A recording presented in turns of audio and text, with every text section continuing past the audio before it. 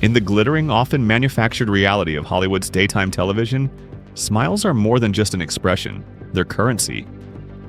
Authenticity, a word thrown around with abandon, is often a meticulously crafted illusion, a performance polished to perfection for the millions watching at home. But what happens when that mask, so carefully constructed over decades, suddenly slips?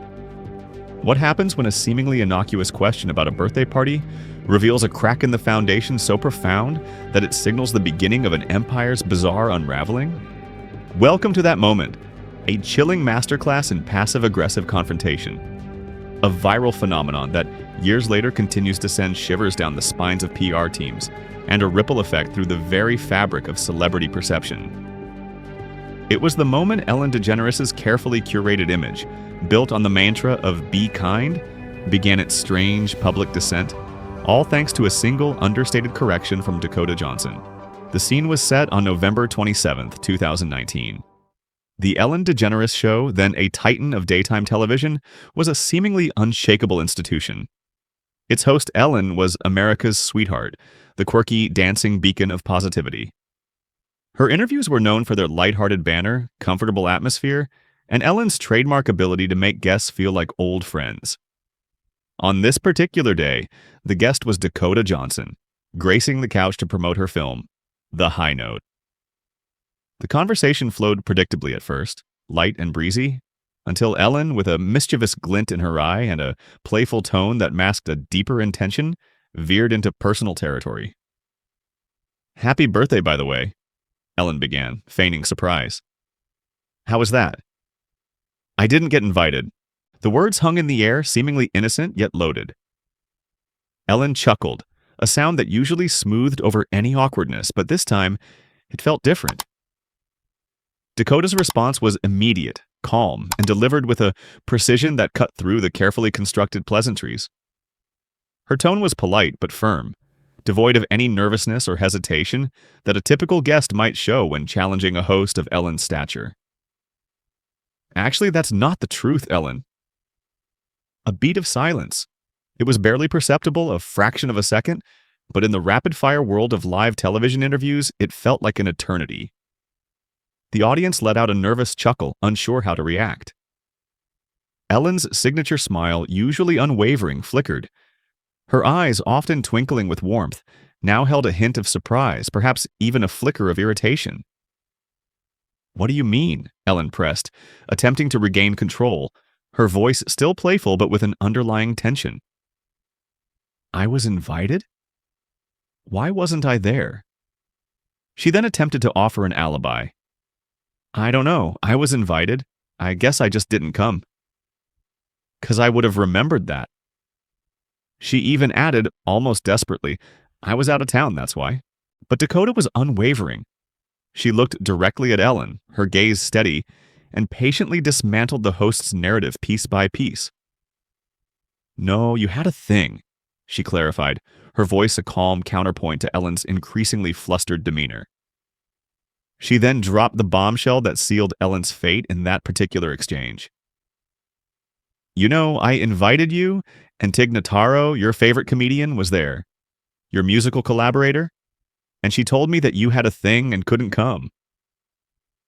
The implications were clear. Not only was Ellen invited, but she knew she was invited, and she had opted not to attend, despite the presence of her own friend.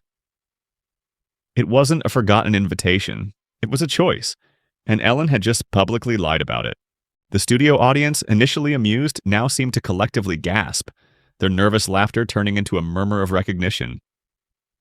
Ellen, visibly squirming, tried to pivot, mumbling, "Oh yeah, that's right. Oh yeah, I had a thing. It was a house that I was buying." Her attempts at deflection were transparent, almost comically so.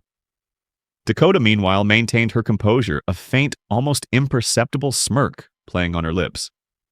She didn't gloat, she didn't push, she simply let the truth hang there, undeniable and awkward.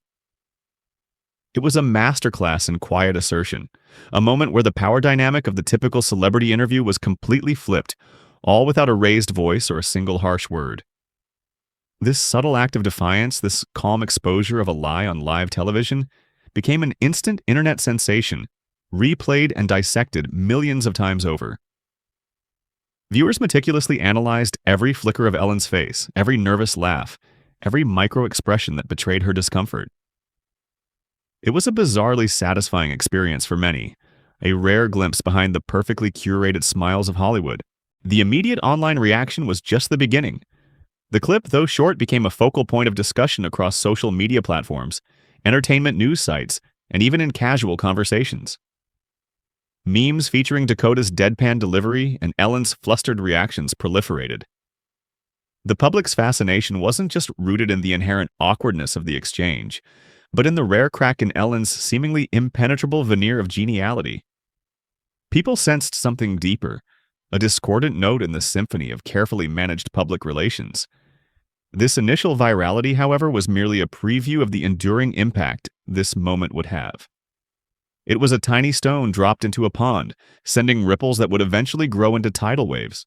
The true, bizarre looping effect, the news behind news aspect of this interview, would only fully emerge months later. Beginning in the turbulent summer of 2020, whispers, then shouts, of a deeply toxic workplace culture festering behind the cheerful facade of the Ellen DeGeneres show began to surface.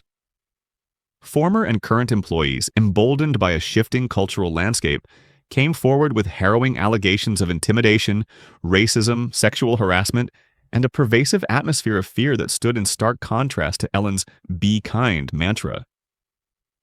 The scandal ballooned rapidly, leading to internal investigations by Warner Media, public apologies from Ellen, a staff shakeup, and ultimately, the show's unceremonious cancellation in 2022.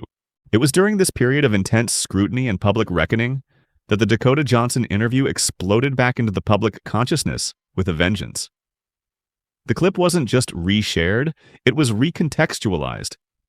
It became more than just an awkward moment.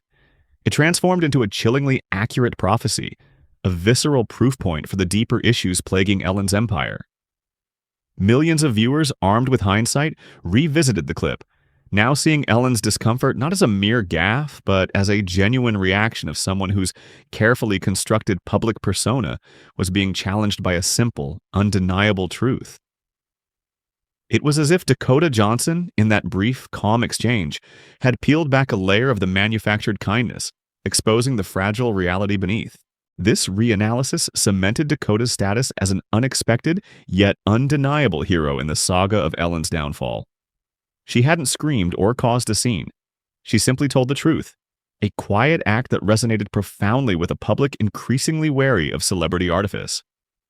The bizarre satisfaction many took in Ellen's televised discomfort was amplified exponentially by the subsequent cascade of revelations, transforming the interview into an iconic piece of celebrity comeuppance. It became a case study in how a small, seemingly insignificant moment can become a powerful, enduring symbol when viewed through the lens of unfolding events. The clip served as a stark reminder that even the most polished brands built on years of careful image cultivation can crumble when faced with simple, unvarnished truth, especially when delivered with the calm, unwavering gaze of a guest who simply refuses to play along with the illusion. It was a bizarre, captivating, and ultimately deeply telling moment in the bizarre annals of Hollywood.